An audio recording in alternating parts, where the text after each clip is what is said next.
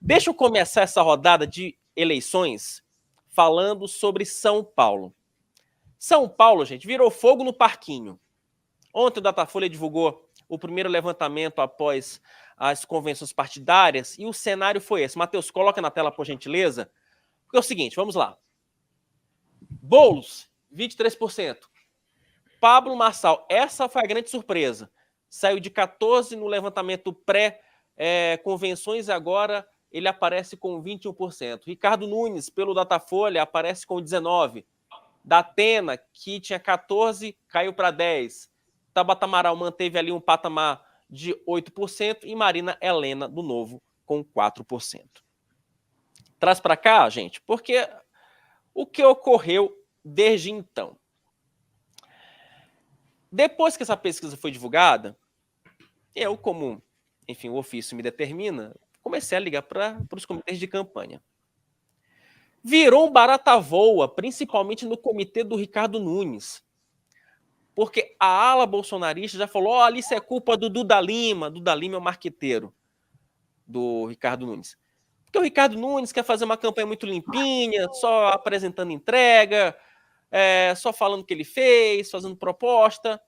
E o Pablo Marçal já está demonstrando que a campanha em São Paulo vai ser dedo no olho e gritaria. Eu sei que o termo é outro, mas o horário não me permite utilizar o termo correto.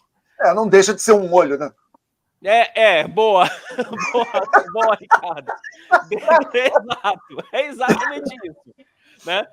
Só que, enfim, não é aquele... É o olho inferior. Pronto, obrigado, Ricardo. Para a gente manter a ordem aqui nesse horário. Mas só me inclui fora dessa, não fui eu o autor da frase, foi o Alexandre. Obrigado, Alexandre. Não, é porque meu retorno aqui, estou sem óculos, então fica difícil. Então, mas assim embaixo. A culpa é sempre do careca. Sempre. E como temos dois, fica difícil identificar, meu amigo. Complicado. Olha aqui, o camarada usa óculos para fechar o programa. Só tô de óculos eu só tô de óculos porque eu tenho que seguir a consultoria de estilo do Rodrigo Oliveira, entendeu? Então, eu nem precisava estar de óculos, mas como o Rodrigo Oliveira, que é o galã aí do nosso meio-dia, tá de óculos, aí eu arrumei um óculos para botar também, para seguir a tendência, né? Exatamente. Continuando aqui o bastidor. Houve uma reunião ontem na casa do Duda Lima. E aí o que ele fez? Eu não quero saber de bolsonarista nessa campanha. Eu vou só me reunir com os integrantes do PSD, com o Baleia Rossi, com o Gilberto Kassab, para poder dar um rumo para a campanha do Ricardo Nunes. Hoje, já saiu um vídeo da Tabata Amaral, olha o nível, da Tabata Amaral associando o Pablo Marçal ao PCC. Matheus, solta o vídeo. Se você não viu, veja e observe como é que vai ser a tônica da campanha da Tabata Amaral. Renato Cariani é muito amigo do Pablo Marçal. Ele é réu por tráfico de drogas, suspeito de abastecer o PCC. O maior aliado político do Marçal é Leonardo Avalanche, presidente do partido dele, o cara que bancou o Marçal como candidato. O Avalanche foi gravado confessando que foi ele que soltou André do Rap, um dos líderes do PCC. Ele também admitiu que tem ligação com outro líder do PCC, o Piauí, que é irmão do Valquito, que foi fotografado em Paraisópolis, adivinha com quem? Pablo Marçal. Quem também anda junto com Pablo? Escobar. Escobar e o sócio dele, Júlio César Pereira, vulgo Gordão, estão sendo investigados por trocar carros de luxo por cocaína, em um esquema com Francisco Chagas de Souza, conhecido como Coringa, preso por ligação com o PCC. Tem uma figura que liga todos esses elementos. Tem uma coisa que todos eles fazem. Eu não vou permitir que a nossa cidade caia na mão dessa gente. Rapaz, e olha que a propaganda na TV nem começou. Imagina o nível que vai ser a campanha. Rodolfo Borges, olha, ontem eu conversando em casa com com a patroa, que é digníssima, eu falava o seguinte termo. Essa campanha implodiu essa pesquisa, melhor dizendo, implodiu a campanha do Ricardo Nunes. Você acha também nessa linha, Rodolfo Borges? Boa tarde. Boa tarde, Wilson. Boa tarde para o chat, para os companheiros. É o que a gente tinha dito, né, Wilson? Quando saiu a pesquisa Atlas já. E aí veio essa informação de bastidor, que a campanha do Nunes estava, o teto, chegou no teto, vamos ver e tal. Veio e o teto é muito mais em cima e assim, nada indica, por enquanto, que esse teto foi alcançado também. Então, assim, é meio que uma pesquisa para cair na real, né? Ó, o jogo é esse, quem está definindo as regras do jogo é o Pablo Marçal. Ele está ditando as regras. E a Tabata respondeu à altura. Né? Até publiquei, tá lá no Antagonista, uma análise, o antagonista.com.br, vamos lá ler, que a Tabata, ela pegou o código do Marçal, né? Pegou o código é um jargão aí do Marçal que ele usava, né? Quando ele gostava de ser reconhecido como coach, ele tem um livro dos códigos para ser milionário, e ela pegou esse código. Esse vídeo que ela fez é uma paródia, né, de um vídeo que o Marçal, de dois outros que ele tinha publicado já, mostrando foto e tal. Ela tá meio que emulando ele, né? E o que eu digo nessa análise, que é o que eu acho que eu vou dizer aqui, é que pode ser que não dê em nada isso, né, da Tabata, porque a questão do Marçal é mais do que a retórica de rede social dele, que é muito boa, né, que é muito eficiente. É a rede que ele criou. Então, enquanto a gente está falando aqui, tem um monte de gente falando volta no Marçal, faz o M. Né? A Tabata não tem essa estrutura. Então, é uma batalha que ela não está só na retórica, né? Ela está também na rede de distribuição dessa mensagem. E a rede do Marçal é muito mais robusta. Né? Agora, que a Tabata é a única, aparentemente, até agora, né? E eu digo até agora porque é isso, as campanhas estão revendo as estratégias. Até agora, ela é a única que está se mostrando disposta a bater de frente com o Marçal. E eu imagino, calculo e prevejo que ela vai ganhar alguma coisa disso. Pode não ser o bastante para ir para o segundo turno, pode não ser, mas assim, ela vai se destacar porque os principais adversários até agora adotaram uma postura acovardada. Sob o argumento de, vamos jogar limpo, não podemos tratar com esse cara. O negócio é que esse cara está aí. E ele vai continuar até que, e se a Justiça Eleitoral disser que ele tem que sair.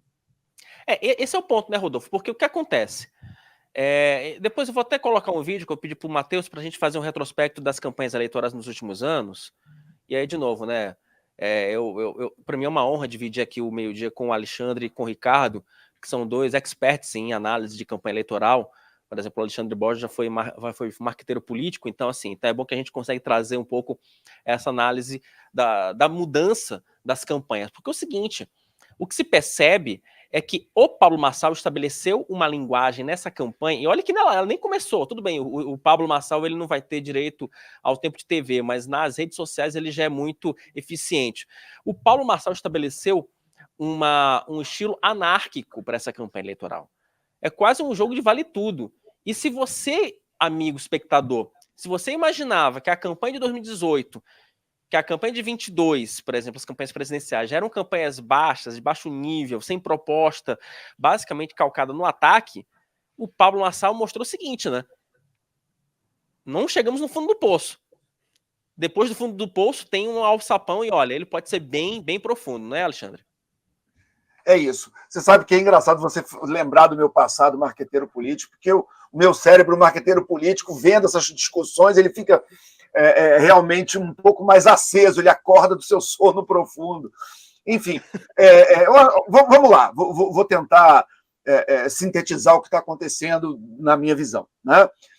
A gente vive um momento histórico, mundial, há coisa de 25 anos, pelo menos, de você ter, desde o surgimento aí da força dos meios digitais, das redes sociais, você tem uma parte da população muito grande que ganhou voz.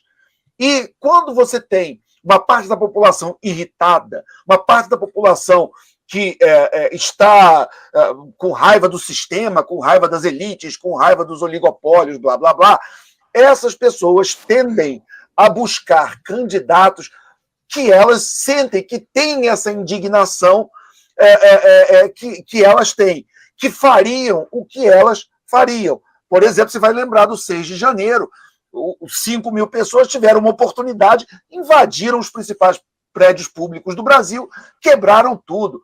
Então, assim, aquilo ali é o quê? É uma irritação, aquilo ali é uma raiva, aquilo ali é alguma coisa incontida, que algumas pessoas têm coragem coragem não é o termo, mas tem a falta de limite de ir até o fim e quebrar prédio público, obra de arte, etc. Mas tem outras pessoas que esse mesmo ressentimento guardado, ele é colocado para fora com um candidato onde você se imagina essa coisa da elite, do sistema, você pensa assim, quem é o cara que vai irritar o sistema? Quem é o cara que, se eu votar, eu vou tirar do sério todo mundo que eu não gosto? Na política, no jornalismo, nas artes, na cultura pop, etc. Então a gente vê isso não é só um fenômeno brasileiro. Eu acho que até começou muito na Itália, com um cara chamado Beppe Grillo, que é um comediante, que ele montou um movimento, o Partido 5 Estrelas, e o movimento dele lá na Itália, há mais de 20 anos, há uns 15 anos pelo menos, e ele era muito isso. Né? Ele inclusive, criou um dia na Itália, que se comemora agora, que eu vou falar o termo em italiano, que não dá para traduzir, né? Em italiano é vaffanculo. E ele bota o V, e ele criou o dia do vaffanculo, que uma vez por ano as pessoas vão para a rua fazer isso, entendeu? Que é o quê? Vão tomar naquele lugar, né? Enfim. Então, assim, você vê esse tipo de reação onde o eleitor gosta de alguém que bota isso para fora. O Bolsonaro, evidentemente, explorou isso. O Bolsonaro é um fenômeno que, em grande parte, pega esse sentimento de muita gente. Desde 2018, onde, claro, eu sei que os bolsonaristas ficam irritados quando eu falo isso, mas é claro que ele só foi eleito porque o Lula foi preso. Né? O Lula tinha o dobro das intenções de voto dele, e 4 anos depois, quando eles disputaram, o Lula ganhou. Então, assim, é óbvio que o Bolsonaro só foi presidente porque o Lula foi preso. Mas, mesmo assim, ele foi o segundo colocado, venceu do Haddad, foi muito bem votado. Por quê? Porque ele botou para fora esse sentimento de muita gente. O que o Pablo Marçal está fazendo? O Pablo Marçal está multiplicando isso por 10. O Pablo Marçal pegou uma carteira de trabalho, eu acho que isso é eu queria que todo mundo tivesse essa imagem na cabeça. O Pablo Marçal pegou Olha, deixa eu aproveitar já. Inclusive, tua conexão não está tão boa. Deixa eu até aproveitar, se a gente puder fazer uma reconexão do Alexandre, que eu acho que é boa, assim, para a gente continuar o comentário. O Matheus, coloca na tela essa imagem que o Ale se refere, que é a carteira de trabalho do Pablo Marçal, né, exorcizando a outra. Está aí. Exorcizando. Pronto, Ale, pode comentar em cima. Isso. Então, assim, enquanto o Bolsonaro fazia essas maluquices, mostrar remédio para a EMA, o Pablo Marçal fez uma coisa que era uma coisa que todo mundo que é meio de direita, que não gosta da esquerda, fala. O esquerdista morre de medo de uma carteira de trabalho. Né? Isso é uma história que todo mundo já ouviu isso 100 vezes. Ele fez isso de verdade. Ele chegou na cara do Guilherme Boulos e botou uma carteira de trabalho na cara dele. Isso que eu acho uma baixaria, vulgar, óbvio. Eu não gostaria que isso acontecesse na política, mas isso encanta muita gente. Tá? Então, assim, só para terminar essa primeira intervenção, para dizer o seguinte, o Pablo Marçal, ele pegou a cartilha da indignação bolsonarista, multiplicou por 10, é um cara jovem, é um cara que não tem muito do passado do Bolsonaro, é um cara que está livre para falar o que dá na telha. Ele me lembra até o Joaquim Fênix, aquele papel do Joker, do Coringa, que entendeu? Que cria aquele movimento, todo mundo com cara de palhaço, dá um tiro no... exatamente. Mateus sempre em cima da pinta, né? Então, assim, ele me lembra o Joaquim Fênix de Coringa, entendeu? Ele tá brincando, ele tá solto, ele tá a fim de fazer o que ele tiver vontade. Então, nesse sentido, a estratégia da Tabata tá correta, de jogar o jogo, que a Tabata é uma menina jovem, conhece essa linguagem de redes sociais, ela foi com tudo. Diferente do Ricardo Nunes, que é um sujeito careta. Última coisa que eu vou falar, juro. O Ricardo Nunes, ele, quer dizer, nessa intervenção, o Ricardo Nunes, palavra de quem já foi marqueteiro político, você não reinventa um candidato, você melhora ele na medida do possível. Agora, O Ricardo Nunes, você não vai transformar ele num cara engraçado, carismático, um cara que dá essas mitadas, porque não é ele, não combina com ele, não está dentro dele, entendeu? Então, o Pablo Marçal é um cara que se adapta a isso. A Tabata não vai chegar no ponto do Pablo, mas ela consegue fazer essa cara da menina severa, da sua sala do colégio, que senta na primeira fila com as canetas bonitinhas e que ela é sempre a primeira a entregar o trabalho. E ela consegue, dentro dessa severidade que ela consegue ter, ela pode entrar nessa briga de frente com o Pablo.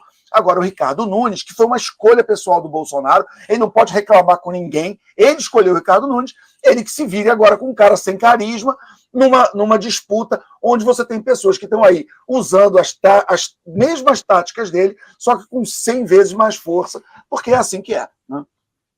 Deixa eu aproveitar e colocar o nosso Ricardo em full screen. Ô, Ale, tenta dar uma saidinha da conexão e voltar. Deixa eu colocar enquanto isso, deixa eu trazer o nosso Ricardo em full screen, porque tem um detalhe interessante nessa pesquisa, aí o Rodolfo pode me ajudar a corroborar essa tese, porque é o seguinte, se você for pegar os números do Datafolha do dia 8 de agosto, esses divulgados ontem, dia 22, tem um detalhe que eu acho que ele naquela pesquisa, eu acho que inclusive nós já comentávamos aqui, Rodolfo. Boa, obrigado, Matheus. Eu quero chamar a atenção para o Datena. Ele tinha 14%, caiu para 10%, e o Pablo Marçal tinha 14% e pulou para 21%.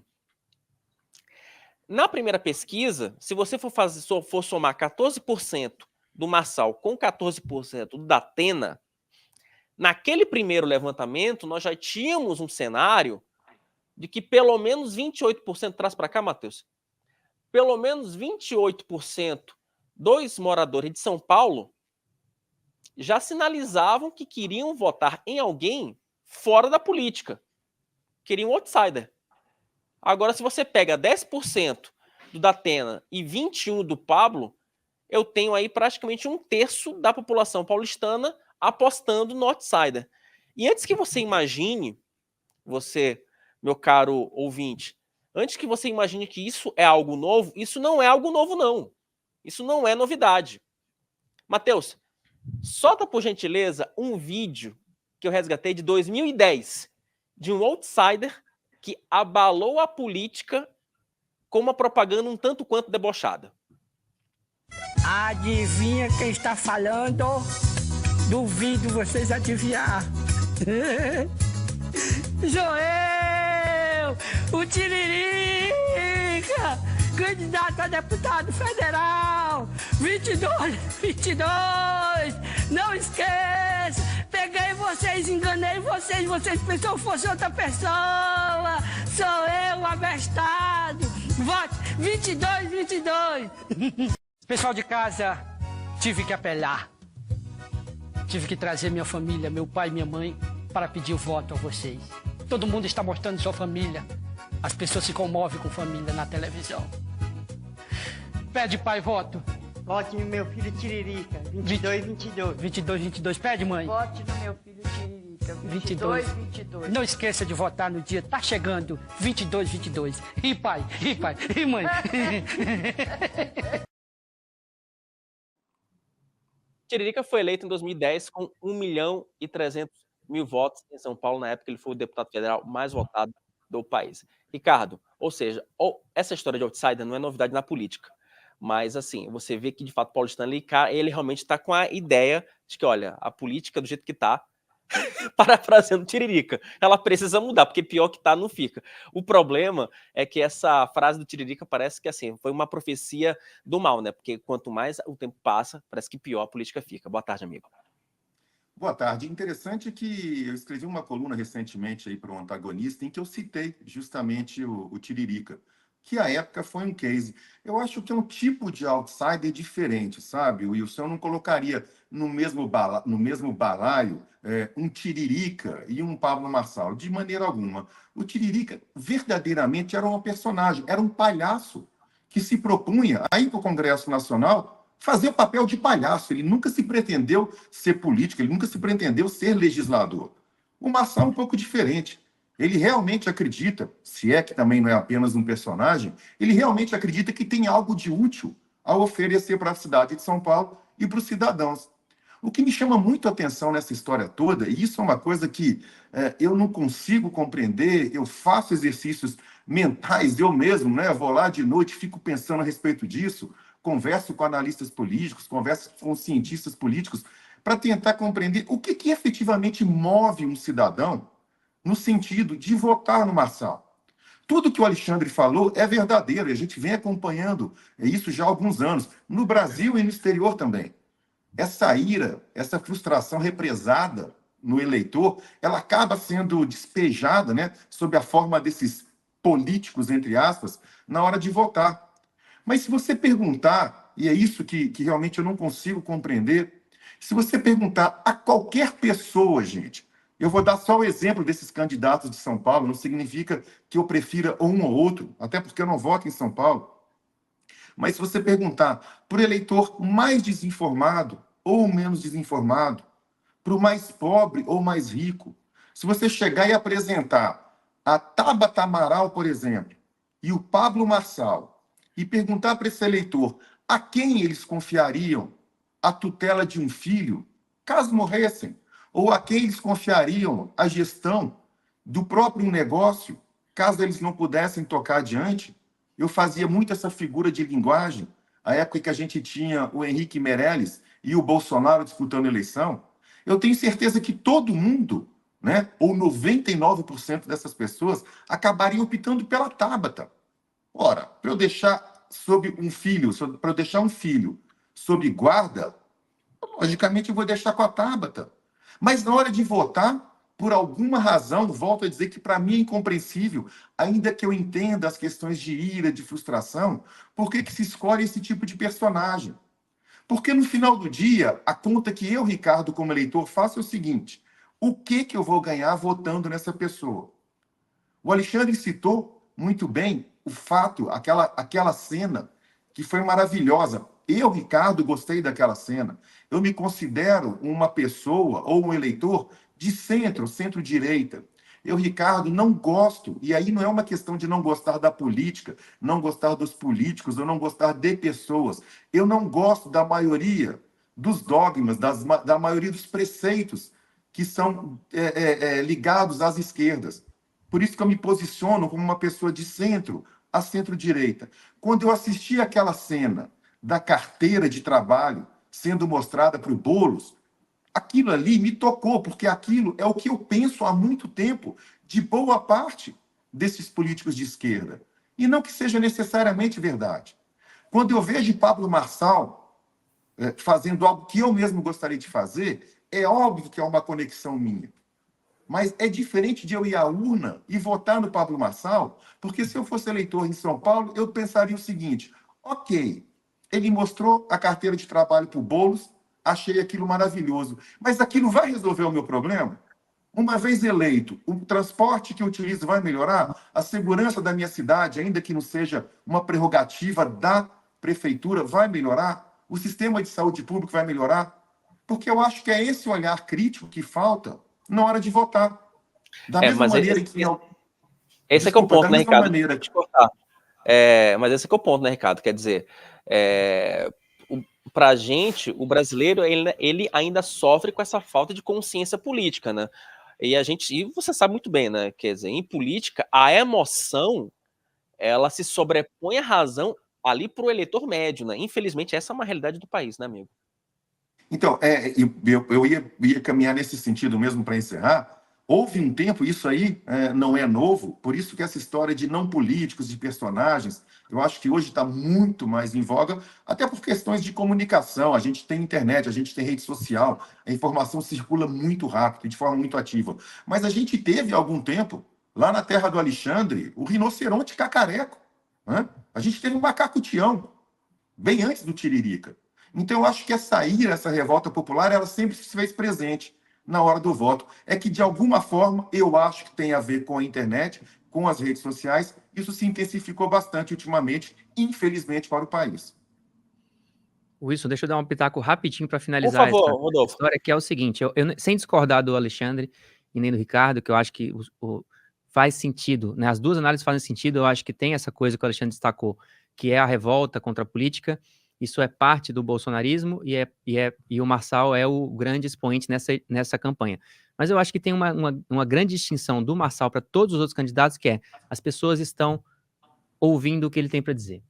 E as pessoas estão ouvindo porque ele sabe comunicar, ele sabe cativar, ele sabe chamar a atenção. E no final das contas, o que está em disputa é a atenção. O que disse o Ricardo Nunes nessa campanha? Ninguém sabe. O que disse Boulos? Poucos sabem. Não tantos quanto o Marçal. O que disse o Madá Atena? A Tabata, eu acho que agora está começando a se aproximar um pouco dessa conexão possível com o eleitor. Então, o desafio é a disputa por atenção. O Marçal consegue chamar atenção. Se você não consegue chamar atenção, por que alguém vai votar em você? Ele não sabe quem você é, ele não sabe o que você quer. As pessoas estão sabendo, né, o que o Marçal quer. É verdade o que ele está dizendo? Aí, assim, pode não ser verdade, né? Ele vai ser capaz de fazer o que ele promete? Também tanto faz nesse sentido, porque o primeiro ponto é parar para ouvir. E ele consegue que as pessoas ouçam.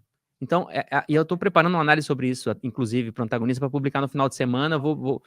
Nesse sábado vou publicar, porque, assim, a batalha é por atenção. A primeira batalha.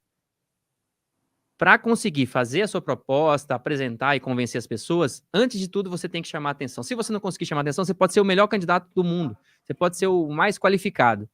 Ninguém vai te ouvir. E você vai perder.